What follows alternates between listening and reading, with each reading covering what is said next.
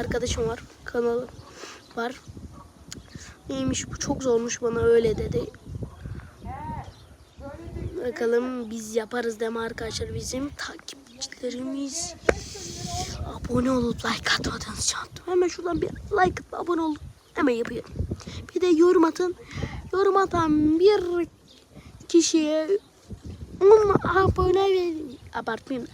3 abone veriyorum. 3 abone veriyorum. Güzel bir yorum atan. Bunlardan birisini seçeceğim bir videoda. Ona 3 abone veriyorum. Ve like atıp abone olursanız hemen geçiyoruz. Hadi bakalım, like atıp abone oldunuz mu? Geçersek olduğunuz demektir. Geçersek olduğunuz demektir. Hadi bakalım arkadaşlar, size güveniyorum. Ve olmuşsunuz. İşte bu arkadaşlar.